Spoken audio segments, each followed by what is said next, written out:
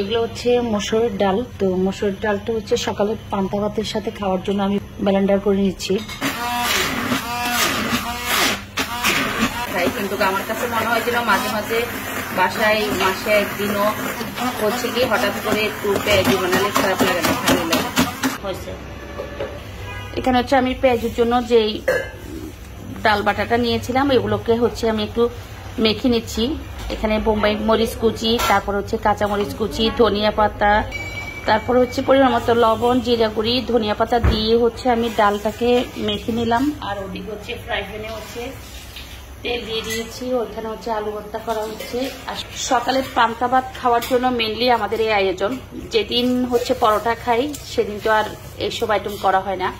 তো এখানে হচ্ছে বড়া, ডালের বড়া, তারপর হচ্ছে আলু ভর্তা, তারপর হলো গিয়ে ডিম ভাজি, এগুলা দিয়ে হচ্ছে আজকে সকালের নাস্তাটা আমরা করবো। এদিকে হচ্ছে রং চার পানি বসিয়ে একদম ভালোভাবে ফুটিয়ে রাখা হয়েছে খাওয়ার সময় আবার দেওয়ার জন্য। দিয়ে হচ্ছে ডালের বড়া খাওয়ার অভ্যাস কাদের কাদের আছে অবশ্যই জানাবেন। কারণ আমার শাশুড়ি, আমার মা বা আমরা যারা বোনেরা আছি সবাই পান্তা ভাত আর হচ্ছে পেঁয়াজ এটা খুব বেশি পছন্দ করি। আর যদি ডিম ভাজির ক্ষেত্রে হচ্ছে হাঁসের ডিমের সাথে বেশি করে মরিচ দিয়ে, পেঁয়াজ দিয়ে, ধনিয়া পাতি দিয়ে একটু তেল বাড়িয়ে দিয়ে কড়া করে ভাজলে তারপর একদম বেস্ট। ইলিশ মাছ যদি থাকে সেটা তো কথাই নাই, যদিও এখনো ইলিশ মাছ আমাদের পাশে আসে নাই, এখন পর্যন্ত আমরা যাত্রা করতে পারি নাই। এই বৈশাখ মাসে পয়লা বৈশাখের সময় যেগুলো করেছিলাম সেগুলো ছিল আমরা আগে থেকে পয়লা বৈশাখের জন্য রেডি করে রেখেছিলাম সেই ইলিশ মাছ। তো সবাই জানাবেন যে আমার মতো এই ধরনের পান্তা ভাতের যে রেসিপিটা দিলাম, যে কিভাবে খেলে পান্তা ভাত সবচেয়ে ভালো লাগে, সবার পছন্দ আমাদের বাসায়, অবশ্যই জানাবেন। এখানে হচ্ছে আলু ম্যাশ করে নিচ্ছে, আলুটাকে ম্যাশ করে তারপরে হলো দেখি পোড়ামরিচ, কাঁচামরিচ বা হচ্ছে বোম্বাই মরিচ, 3টা মরিচ আছে যে মরিচ সবাই খেতে চাই সেই মরিচ দিয়ে হচ্ছে আমি আলু ভর্তা করবো। ওদিকে হচ্ছে গেস্ট আসছে, তো সেজন্য হচ্ছে এখানে আঙ্গুর নেওয়া হচ্ছে মেহমানের জন্য। তো সবাই হচ্ছে কাজ করছে। আসলে সকালবেলা সব বাসায় হচ্ছে কি কাজের ব্যস্ততা থাকে। তো এদিকে হচ্ছে মেহমানের জন্য সব রেডি করা হচ্ছে, ওদিকে হচ্ছে আম্মা এক এক করে এক এক আইটেম গুছিয়ে দিচ্ছে, এদিকে হচ্ছে আমি পেঁয়াজু ভাজি করছি। মেহমানরা হচ্ছে আসার সময় আম ছিল, তো আম্মু হচ্ছে আমগুলো কেটে নিচ্ছে। এখানে আসলে এই সিজনে আমরা এখনো আম যাত্রা করিনি বা খাইনি। তো এখানে হচ্ছে ডালের যে বড়াগুলো করতেছি ওগুলো হচ্ছে প্রায় হয়ে আসছে, তো আমি হচ্ছে নামিয়ে ফেলতেছি। আসলে ডালের বড়া একদম ক্রিস্পি থাকে যদি একটু সুন্দর করে ডালের বড়া ডোটা রেডি করা যায়। তো এখানে বাকি যে ডোগুলো আছে এগুলো হচ্ছে আমি আবার দিয়ে দিচ্ছি এখানে। আসলে এভাবে দিতে ভালো লাগে। আমি সবসময় বলি ডালের বড়া সবসময় পুরা রমজান মাসে বা যখনই ভাজি না কেন আমি চ্যাপটা চ্যাপটা করে দিই না, এভাবেই হচ্ছে দিয়ে দেওয়া হয়। তো এখানে হচ্ছে আলু ভর্তাটা করে নিচ্ছি, যেহেতু ডালের পেঁয়াজটা আমার ভাজা প্রায় কমপ্লিট। ওদিকে হচ্ছে আম কাটাকাটি হচ্ছে, এখানে হচ্ছে মেহমানের জন্য গুছিয়ে রাখছি। এখন মেহমান নাস্তা করবে, পরোটা বা ভাজি আনার জন্য দিচ্ছি। আর এগুলো তো বসানো হচ্ছে, আমি হচ্ছে আলু ভর্তাটা করতেছি। সরিষার তেল দাও সুমাইয়া, অল্প একটু সরিষার তেল। আলু ভর্তাতে সরিষার তেল না দিলে আমার কাছে মনে হয় যেন আলু ভর্তা মুখেই নেওয়া যায় না। কে আবিষ্কার করলো এই আলু ভর্তা? আর আবিষ্কার মানে সরিষার তেল যতক্ষণ পর্যন্ত আলু ভর্তা না দেওয়া যায় ততক্ষণ পর্যন্ত মনে হয় যেন আলু ভর্তা খাওয়া না খাওয়ার সমান কথা। কারা কারা আমার সাথে সহমত অবশ্যই জানাবে। তো আলু ভর্তাটাকে আমি রেখে দিলাম, সবাই উঠতেছে খাবে। তো আলু ভর্তা, পেঁয়াজু, তারপর হচ্ছে পান্তা ভাত। তো অপোজিট যেগুলো দিয়েছিলাম, প্রথমে এক তাওয়া দিয়েছি, পরে হচ্ছে আরেক তাওয়া, এগুলো নামিয়ে নিচ্ছি। তো এখানে হচ্ছে এই বড়াগুলো, আর হচ্ছে এখানেও আছে বড়া। আমি সব জায়গায় হচ্ছে পোড়ামরিচ দিয়ে দিচ্ছি। আলু ভর্তা, বড়া, তারপরে হলো মাছ আছে। এখানে হচ্ছে আবার মেহমানের জন্য পরোটা, এদিকে হচ্ছে আম কাটা হয়েছে সবগুলো, যেহেতু নাস্তা দিব না, ওরা নাস্তা খাবে। আর হচ্ছে পান্তা ভাতগুলোকে ধুয়ে আমি রেডি করলাম। এদিকে হচ্ছে ডিম ভাজির জন্য সব রেডি করা হচ্ছে। এখানে হচ্ছে একটা ডিম ফুট করতেছি, এদিকে হচ্ছে ডিম 6টা ডিমকে হচ্ছে পেঁয়াজ কুচি, মরিচ কুচি, তারপরে হচ্ছে ধনিয়া পাতা দিয়ে নেড়ে নিচ্ছি। আর এখানে আব্বার জন্য তো এখানে হচ্ছে ডিম ভাজি করতেছি। ডিম ভাজিটা হচ্ছে ভর্তার জন্য বা হচ্ছে পান্তা ভাত পেঁয়াজের জন্য ভাজি করা, সবার জন্য, বাসায় সবার জন্য। তো এখানে হচ্ছে ডিম ভাজিটা করে নিতেছি। ডিম ভাজি, আসলে ডিম ভাজি উল্টানোটা সোটা, যদি পেঁয়াজ কুচি আর ধনিয়া পাতা একটু বেশি পড়ে তাহলে ডিম ভাজি ভারী হয়ে যায়, ডিম ভারী হয়ে যায়, উল্টানোর সময় হয় কি একটু হলেও ভেঙে যায়। তারপরও আলহামদুলিল্লাহ ভাঙে নাই। তো এখানে হচ্ছে ডিম ভাজিটা আমি নামাই দিতেছি সবাই খাওয়ার জন্য। এই যে ডিম ভাজি কমপ্লিট। আরেকটা ডিম ভাজি করবো আমি আমার জন্য। তো এটা টেবিলে দিয়েছে, আমার মা খুব পছন্দ করতেন। এটা হচ্ছে বেশি করে মরিচ দিয়ে, ধনিয়া পাতা দিয়ে, কাঁচা মরিচ দিয়ে, আর মরিচ বলতে হচ্ছে গুঁড়ি মরিচ, মানে লাল গুঁড়ি মরিচ। এটা হচ্ছে আম্মা থেকে শেখা। আম্মা হচ্ছে পৃথিবী ছেড়ে চলে গেছেন, আল্লাহ বেহেশতে নসিব করুন।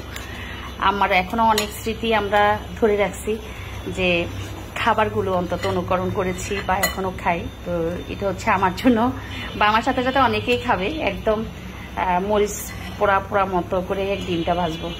তো তেলটা হচ্ছে একদম গরম হতে হবে।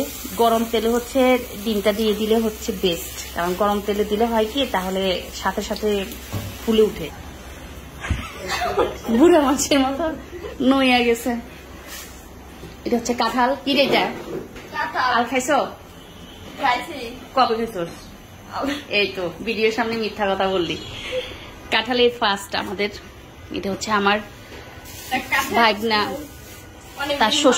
তার শ্বশুর বাড়ি থেকে আনছে।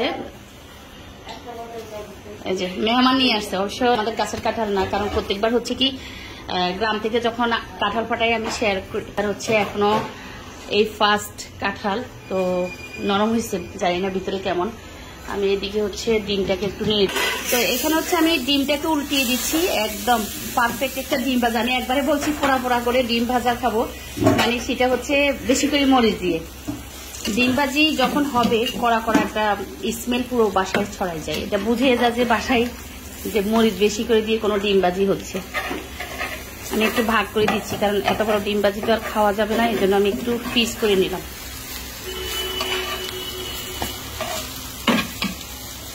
এভাবে ডিম ভাজি কারা কারা পছন্দ করে না? আমার মনে হয় যে দক্ষিণাঞ্চলে যারা নোয়াখালী ডিস্ট্রিক্টের আছেন তারা এভাবে ডিম অনেকবার ভাজি করেন, এখনো করেন। তো এখানে হচ্ছে মস্ত বড় একটা কাঁঠাল, একটু উঠে দেখান তো মস্ত বড় কাঁঠালটার ওয়েট কত হতে পারে রহিম ভাই? প্রায় মনে হয় কত কেজি হতে পারে? একদম পারফেক্ট 15 কেজি। বাবা, এত বেশি? হ্যাঁ। আচ্ছা, এটা নাকি পারফেক্ট 15 কেজি হবে। 15 কেজি ওয়েটটা আমার ধারণা নাই, তবে আমার কাছে মনে হচ্ছে আসলে 15 কেজি হতে পারে, হয়তো এদিক ওদিক হতে পারে, একটা আনুমানিক বলা। তো এটাকে এখন হচ্ছে আমরা কেটে রেডি করছি, যেহেতু এখন সকাল 9টা-10টা বাজে। এখন হচ্ছে কাঁঠালটাকে আমরা ভাঙবো গোল করে। এই পাশ থেকে গোল করে নেই, এই সাইড থেকে গোল করে। বিসমিল্লাহির রহমানির রহিম। তো আসলে আমরা কাঁঠালটা কাটতেছি আলহামদুলিল্লাহ। আসলে কাঁঠালের উপর দেখে তরমুজ, কাঁঠাল এগুলো হচ্ছে আমরা উপরটা দেখে আমরা চিন্তা করি যে যেন কাঁঠালটা ভিতরে ভালো হয় বা তরমুজের ভিতরে যেন লাল হয়, সবই ভাগ্যর ব্যাপার। তো এখানেও আমরা ভাগ্যের উপর ছেড়ে দিয়েছি আলহামদুলিল্লাহ। আলহামদুলিল্লাহ বলতে হয়, মানে আমি যদি একটু ক্লোজ করে দেখাই তাহলে দেখবেন যে আমি একটু নিচ্ছি। আপনি আমার একটু সরিষার তেল দেন ভাই, সরিষার তেল ওখান থেকে ডিশগুলো দাও।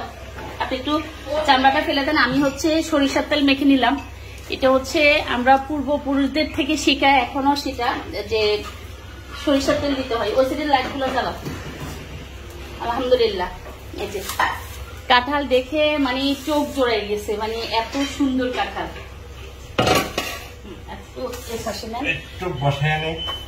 আপনি বসাইলে আমি নিতে সুবিধা হবে।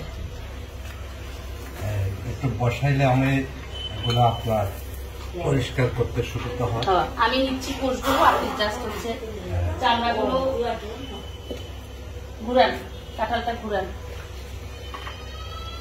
আমরা দুজন মিলে হচ্ছে কাঁঠাল কাটতেছি। আসলে কাঁঠালটা এত বড় হওয়াতে রহিমভাই হেল্প নিচ্ছি, কারণ এত বড় কাঁঠাল আমার পক্ষে কাটা সম্ভব হতো না।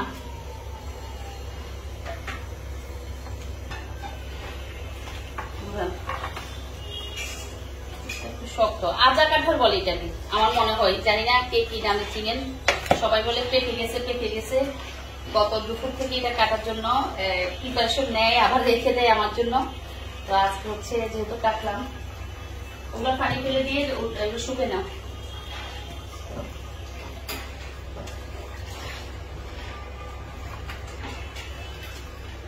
কারা কারা কাঁঠাল যাত্রা করেছেন অবশ্যই বলবেন। আমাদের বাসায় এর ফার্স্ট বিসমিল্লাহ করবো আমরা। কাঁঠালের আমার কাঁঠাল না যত পছন্দ তার চেয়ে বেশি পছন্দ হচ্ছে কাঁঠালের ভিতরের বিচি।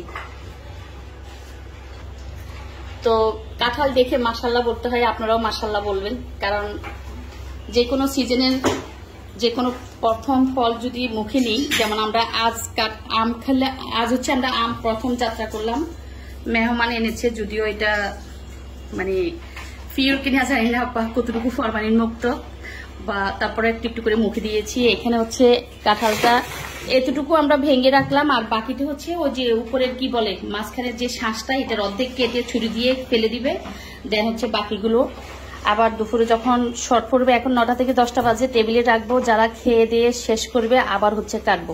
একসাথে কাটলাম না, কারণ একসাথে কাটলে কেমন হয় না কেমন হয়, আবার নষ্ট হয়ে যায় কিনা এগুলা চিন্তা করে একসাথে কাটলাম না। এখানে হচ্ছে এগুলো হচ্ছে রুই মাছ। আমি সকালে খাবার দাবার কথা তো অল্প করে শেয়ার করলাম। এখন হচ্ছে রুই মাছ রান্না করব, মোরগ রান্না করব, তারপরে পাতা ডাল রান্না করব, বরবটি ভর্তা করব। তো আমি হচ্ছে রুই মাছটা কেটে নিয়েছি। আসলে এই ডাটা সম্পর্কে অনেকেই আমাকে অনেকভাবে বলেছেন, এই ডাটা কোথা থেকে নিয়েছি কি, বা বটিটা। আসলে এই বটিটা আমি অনলাইন থেকে নিয়েছিলাম, বাট অনেক ভালো একটা বটি, যেটা দিয়ে আমি অনেক সময় হচ্ছে কি দাঁড়িয়েও কাজ করতে আরাম পাইছি। হচ্ছে রুই মাছ, কই মাছ, এগুলোই বেশি খাওয়া হচ্ছে আমার বাসায়। তো এক একদিন এক একটা, আজকে রুই মাছ কাটলে কালকে হচ্ছে কোরাল মাছ, বা পরশু হচ্ছে কই মাছ, পরদিন হচ্ছে আবার অন্য একটা মাছ। তো এক একদিন হচ্ছে এক এক মাছ কাটা হচ্ছে আমার বাসায় মাছ। তো সেজন্য আমি ছোট বড় মিলিয়ে হচ্ছে মাছ কাটলাম। এটা হচ্ছে লেজার অংশ, কাটা শেষ। মাথাটারও কেটে নিলাম। আসলে কাঁঠালটা কার কাছে কেমন লাগছে অবশ্যই জানাবেন। মাছটা কেটে ফেললাম আমি শর্টকাট ভাবে, বটিতে করে মাছ কাটলাম। যে কাঁঠালটা ভাঙলাম ওখান থেকে কিছু অংশ কাঁঠাল হচ্ছে আমি আমার পাশে ভাবির জন্য পাঠাচ্ছি। এখানে হচ্ছে অর্ধেক রেখে দিয়েছি। এদিকে হচ্ছে ইন্ডাকশন চুলাতে ডাল বসিয়ে দেওয়া হয়েছে, ওদিকে হচ্ছে ভাত বসানোর জন্য চাল রেডি করতেছে।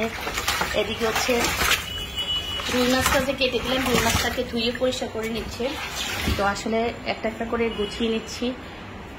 এটা হচ্ছে পাকিস্তানি লেয়ার যে মোরগটা, ওই মোরগটা। তো আসলে এখানে মোরগ আনছে 5টা, এই যে 5টা মোরগ। তো এই মোরগগুলো হচ্ছে আমরা 2টা রান্না করবো, আর গুলো হচ্ছে ফুটিয়ে তারপরে ফ্রিজে রেখে দিব। এদিকে ডাল হয়ে আসছে। এই মোরগটা সিদ্ধ হতে একটু টাইম লাগে। এটা হচ্ছে ভেজাল, বাট হচ্ছে একদম দেশি মোরগের মতো, মানে দেশি মোরগ। যারা ফার্মের মোরগ পছন্দ করে না তাদের জন্য এই মোরগ ঠিক আছে। কেটে ওই যে বললাম কেটে রাখার জন্য আমরা রেডি করছি একদম। সেই মোরগ ছাকাটা নিয়ে কার কি প্রশ্ন, যে আমরা না বাজার থেকে মোরগ আনুক আর বাসায় মোরগ রেডি করি, একটু না সেকলে হয় কি উপরের পালকগুলা হয় না, পড়ে না। এই জন্য ম্যাক্সিমাম হচ্ছে মোরগগুলোকে ছেঁকে তারপরে হলুদ আর হচ্ছে লবণ মেখে হচ্ছে আমি এখানে ফ্রাই প্যানে ভাজির জন্য নিয়েছি। এদিকে হচ্ছে ভাত কপ কপ করে ফুটতেছে। মোরগ কাটা কমপ্লিট হয়েছে 2টা, এখনো 3টা আছে। 3টা কাটা হলে মোরগগুলাকে রেখে দিব। আর এদিকে হচ্ছে সব পরিষ্কার পরিচ্ছন্নতার কাজ চলতেছে। আসলে দুপুরবেলা সব বাসায় এমনই হয়, এটা কমন একটা ব্যাপার, এটা নিয়ে আর বলার কিছু নেই। তো মাছগুলো দিয়ে দিতেছি। আমার মানে দুপুরবেলা অনেক সময় হয় কি, মেহমান থাকলে একটু বেশি রান্নাবান্না হলে চুলা 3টা লাগে, কারণ হয় না নয়তো। যেমন এইটাতে যদি মোরগের মাংস বসাতে পারি, তাহলে এখানে ইন্ডাকশন চুলাতে যদি আবার অন্য আইটেম করতে পারি, ভাত থাকে।